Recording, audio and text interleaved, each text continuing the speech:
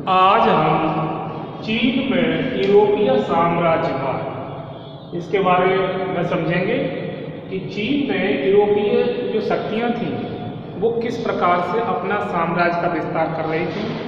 जैसा कि हमने पहले भी देखा कि यूरोप से अंग्रेज, फ्रांसीसी, पुर्तगाली और अन्य यूरोपीय शक्तियाँ अपनी उपनिवेशों की खोज में निकल पड़ती हैं और अफ्रीका महाद्वीप, इसके अतिरिक्त दक्षिण पूर्वी एशिया और इसके साथ साथ वह चीन की तरफ भी पहुंच जाती हैं और चीन में भी किस प्रकार से वो अपना अधिकार स्थापित करती हैं और चीन में अपना साम्राज्य विस्तार करती हैं, उसके बारे में विस्तार से जानेंगे कि चीन में यूरोपीय साम्राज्यवाद, यूरोप के साथ चीन का प्रारंभिक संपर्क, ये बिंदु है।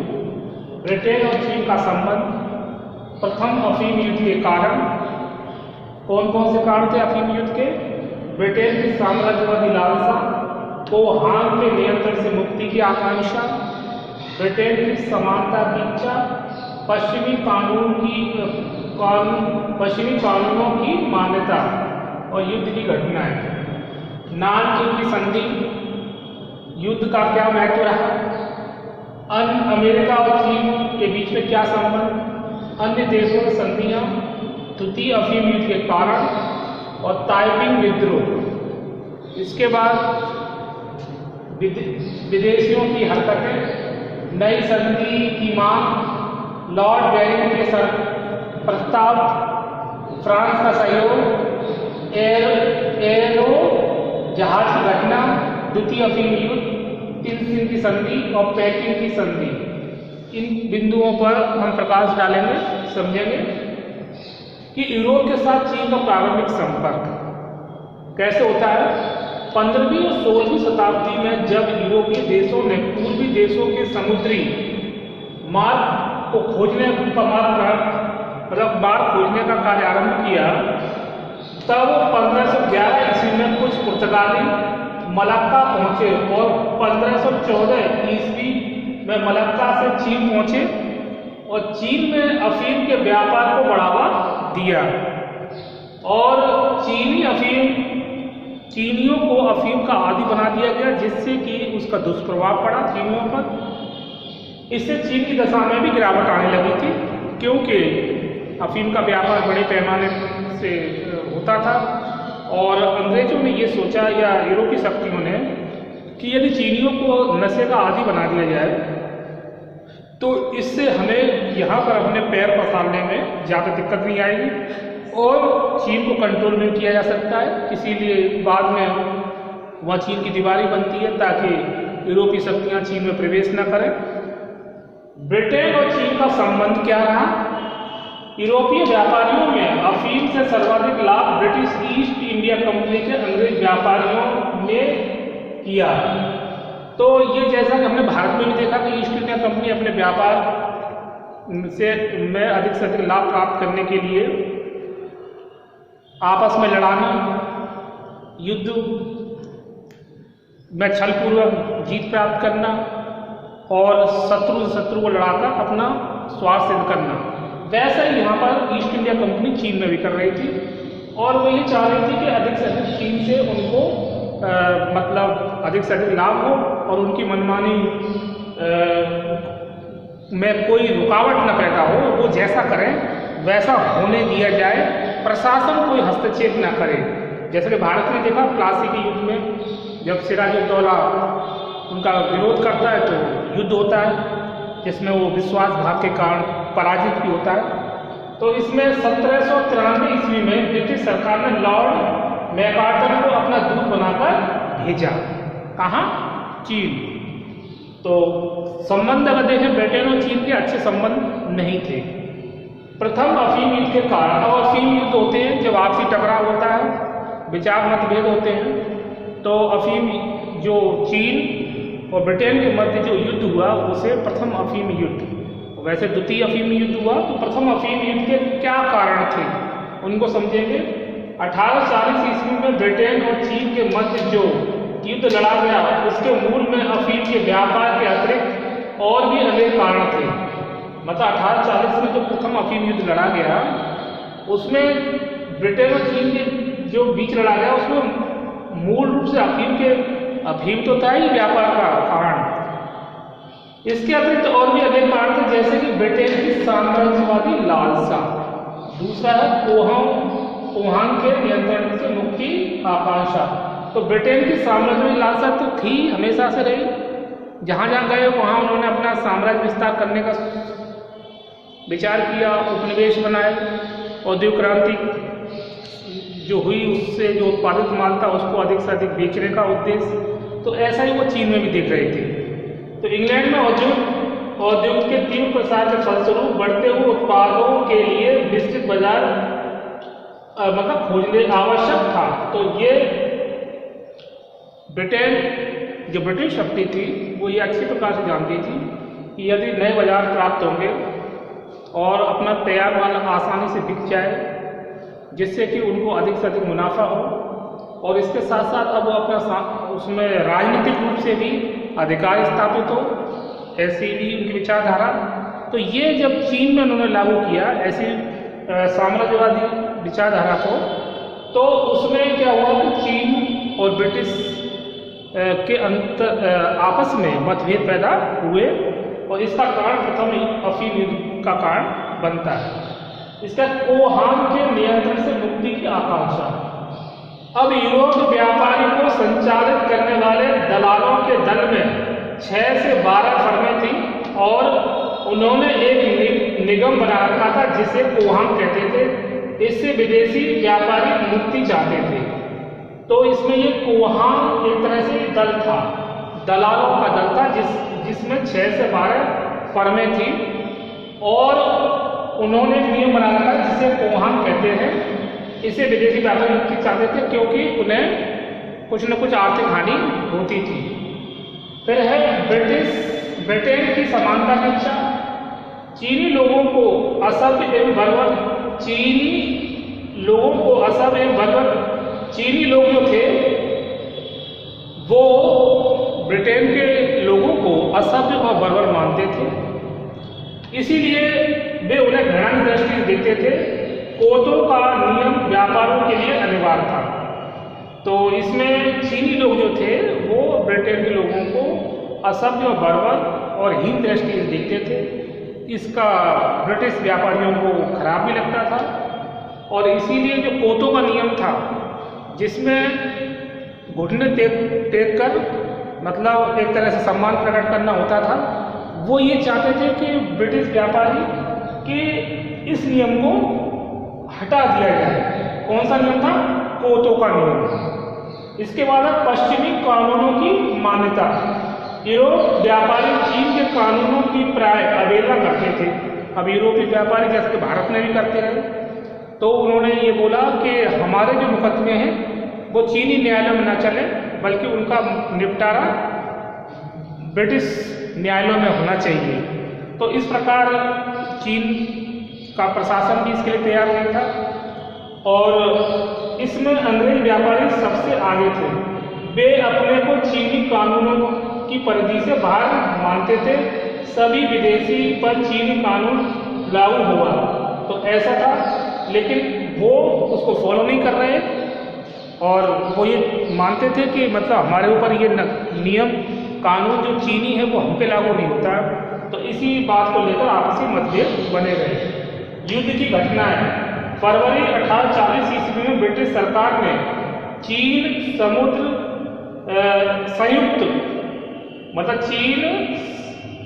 संयुक्त करने का निश्चय कर लिया गया, और भयानक मतलब चीन से युद्ध करने का निश्चय कर लिया गया। युद्ध की घटनाओं में फरवरी 1840 ईस्वी में ब्रिटिश सरकार ने विभिन्न मतभेदों को देखते हुए अब ये डिसीजन लिया कि क्यों ना चीन से युद्ध ही कर लिया जाए। और ऐसा ही होता है, युद्ध होता है आपस में, भीषण उसमें नुकसान होते हैं, और उसके बाद दोनों शक्तियों को ये समझ में आती है कि युद्ध से अच्छा है संधि की जाए। और बाद में भयानक युद्ध के पश्चात 1841 में दोनों पक्षों में समझौता हो जाता है, और समझौते के अंतर्गत जो इनके बीच में आपस में जो संधि होती है वो संधि नानकिंग की संधि कहलाती है, नानकिंग की संधि। अब ये कब हुई? 29 अगस्त 1842 ईस्वी को दोनों पक्षों ने एक संधि पर हस्ताक्षर कर दिए जो नानकिंग की संधि कहलाती है। इसकी मुख्य शर्तें इस प्रकार से है। अब नानकिंग संधि में दोनों पक्षों ने हस्ताक्षर तो कर दिए, पर इसमें कौन कौन सी शर्तें थी उनको देखते हैं। नंबर 1, हांगकांग द्वीप हमेशा के लिए ब्रिटेन को दे दिया गया। हांगकांग द्वीप हमेशा किसको दे दिया? ब्रिटेन को। नंबर 2, चीन ने आयात और निर्यात पर 5% की दर से तट पर लेना स्वीकार कर लिया। नंबर 3, पोहान को भंग कर दिया गया। अब यहाँ पर पोहान के नियंत्रण से मुक्ति की आकांक्षा ब्रिटिश चाह रहे थे, तो यहाँ पर इस बात को मान लिया गया, पोहान को भंग कर दिया गया। चीनी सरकार ने माना कि अंग्रेजों के मुकदमे उन्हीं के कानूनों के अनुसार उन्हीं की अदालतों में चलेंगे। तो चीनी सरकार ने क्या माना कि अंग्रेजों के मुकदमे, जो पहले इसकी मांग की जाती रही थी अंग्रेजों के द्वारा कि उनके मुकदमे उन्हीं की अदालतों में चले, अब यहाँ पे नानकिंग की संधि के अंतर्गत ये बात स्वीकार कर ली गई। चीनी सरकार ने $2.10 करोड़ की क्षतिपूर्ति देना स्वीकार कर लिया।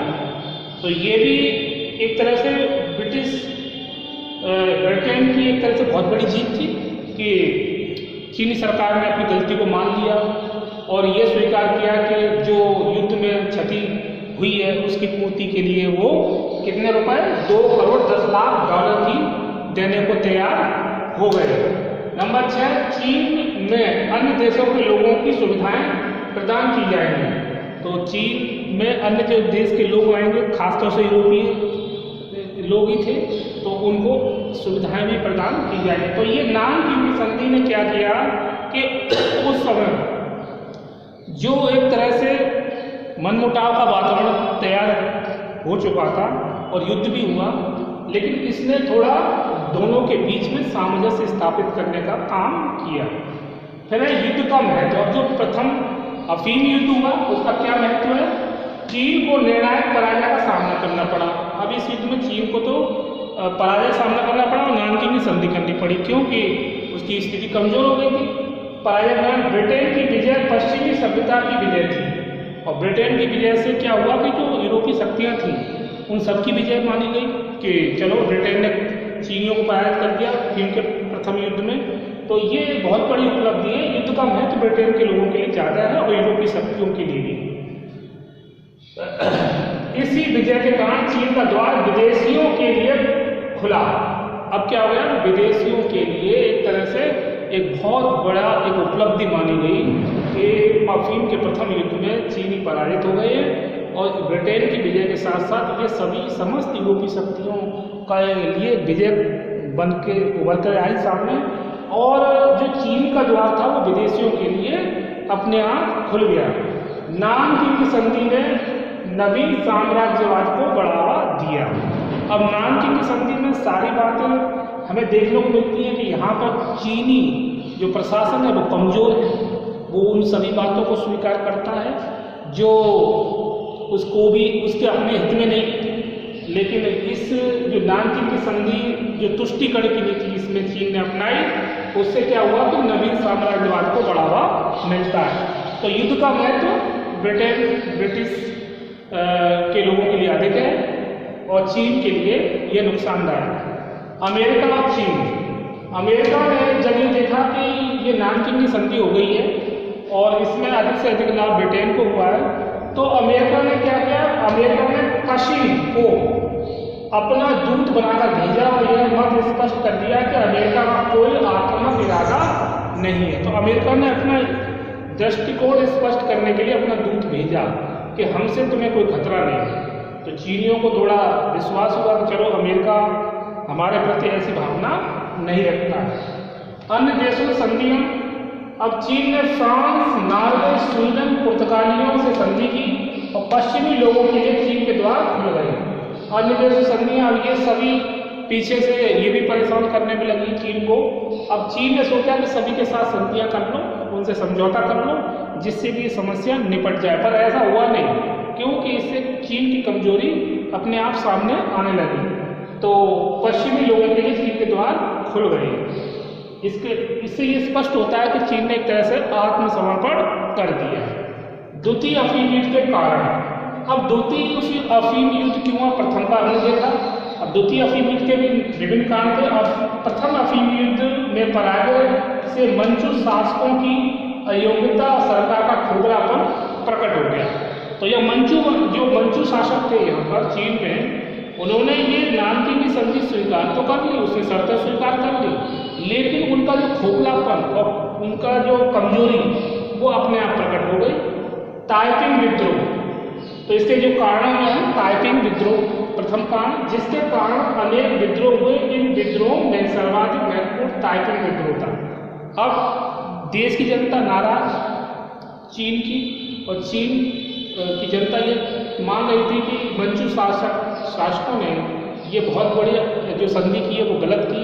तो इसी विरोध को लेकर ताइपिंग का विद्रोह हुआ, जो चीन में 11 प्रांतों में फैल गया था। कितने प्रांतों में? चीन में 11 प्रांतों में ये फैल गया विद्रोह।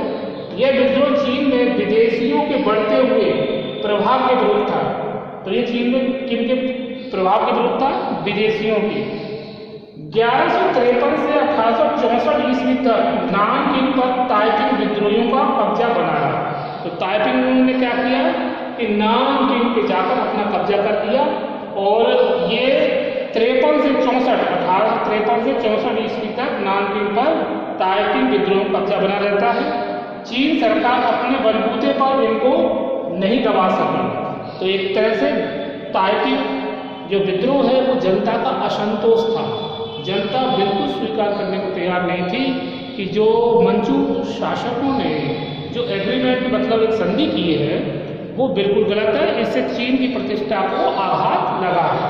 तो ताइपिंग विद्रोह के बाद विदेशियों की हरकतें, अन्य कारण था द्वितीय अफीम युद्ध का, विदेशी हरकतें। जब ताइपिंग विद्रोह के कारण मंचू शासन की दुर्बलता प्रकट हो गई, तब विदेशियों और अधिक हस्तक्षेप करना प्रारंभ कर दिया।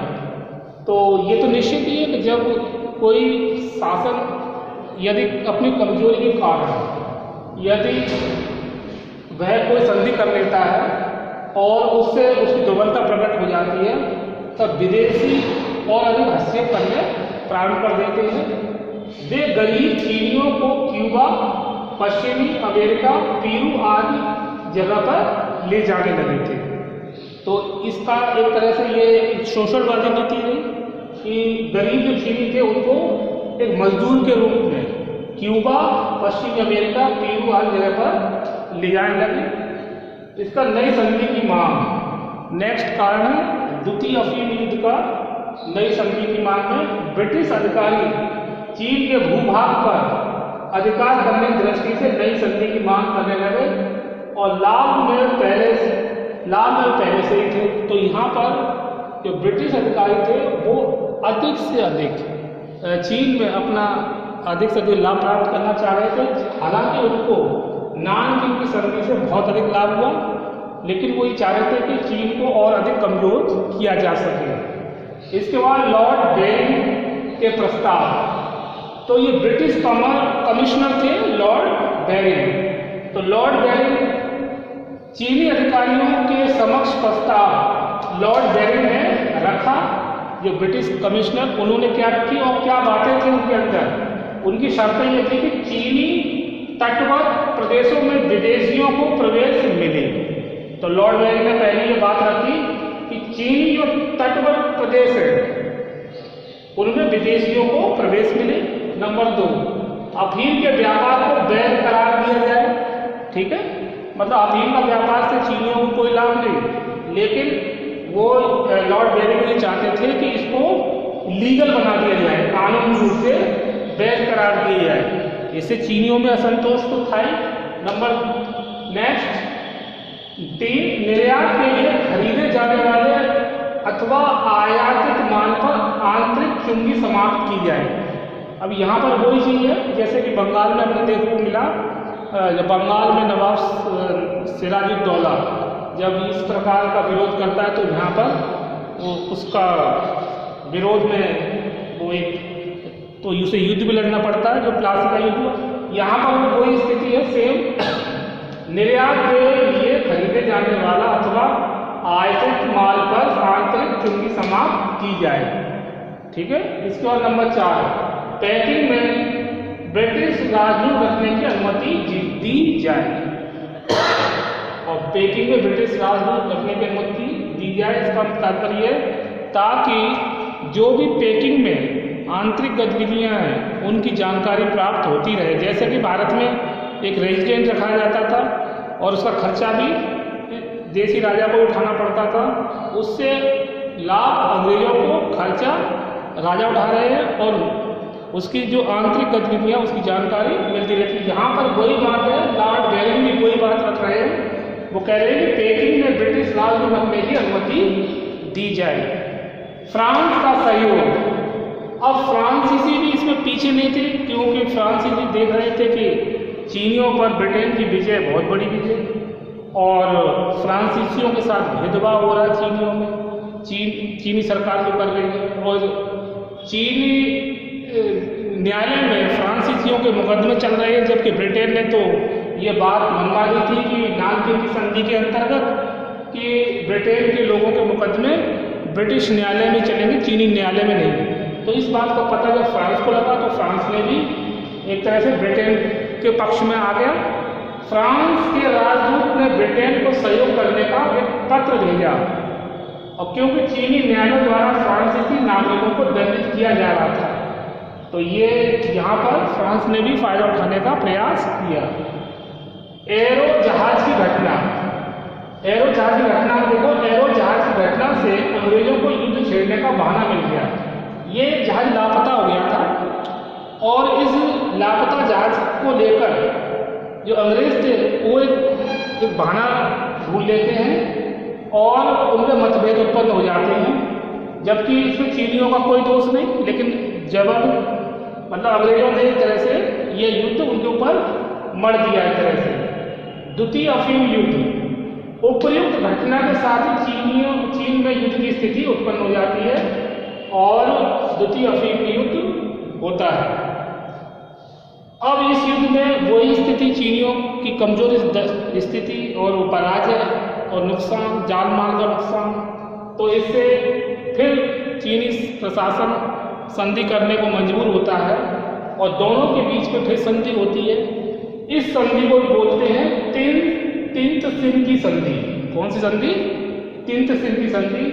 20 मई 1858 ईस्वी को टापू के किले पर गोलाबारी की और 30 मई को वे पैकिंग के समुद्री निकास तिंत में घुस गए। ब्रिटेन और फ्रांस की संयुक्त शक्ति के सामने चीनी अधिक समय तक टिक नहीं सके और चीन में गृह युद्ध छिड़ गया, मतलब सिविल वॉर। चीन में भी आपस में जनता मतलब लड़ने लगी, क्योंकि एक तो प्रशासन की गलती, दूसरा युद्ध में पराजय और तीसरा उनके आर्थिक समस्याएं। तो इसके लिए क्या था, चीन में गृह युद्ध छिड़ गया और 1858 ईस्वी में दोनों पक्षों में तिंत सिंह की संधि पर हस्ताक्षर किए गए। तो ये तिंत सिंह की संधि वैसी ही जैसे नानकिंग की संधि, और इसमें कौन कौन सी शर्तें रखी हुई वो देखते हैं। नंबर 1, पैकिंग में विदेशी राजदूत रहेंगे। पैकिंग में विदेशी राजदूत, उन्हें कोतो जैसी रस्म अदा नहीं करनी पड़ेगी। ठीक है, कोतो मतलब घुटने टेक कर ये रस्म अदा की जाती है। नंबर 2, चीन के 11 नए बंदरगाह को विदेशी व्यापार के लिए खोल दिया गया। नंबर 2। नंबर 3, चीन ने युद्ध का हर्जाना देना स्वीकार किया। अब जो पहले भी उसको नुकसान हुआ, अब सेकंड जो अफीम युद्ध होता है और तिंत सिंह की संधि के अंतर्गत उसे काफी फिर हर्जाना देना पड़ता है। अफीम के व्यापार को वैध करार दिया गया, मतलब लीगल बना दिया गया कि अफीम का व्यापार करना गलत नहीं है, ये सही है, और युद्ध पुनः प्रारंभ हो गया। लेकिन फिर इसके बाद भी ब्रिटिश अधिकारी संतुष्ट नहीं होते हैं और फिर से युद्ध की स्थिति पैदा कर देते हैं, आपसी झड़पें शुरू हो जाती हैं। लेकिन फिर इसके बाद चीनी प्रशासन संधि करने को मजबूर होता है और लास्ट में जो होती है पैकिंग की संधि, फिर एक और संधि होती है जिसको बोलते हैं पैकिंग की संधि। तो 3 संधियाँ देखी, नानकिंग की संधि, तिंतसिन की संधि और पैकिंग की संधि। नंबर 1, तिंतसिन को भी विदेशी व्यापार के लिए खोल दिया गया इस संधि के अंतर्गत। नंबर 2, हांगकांग के ठीक सामने वाला कोसुल प्रायद्वीप ब्रिटेन को सौंप दिया।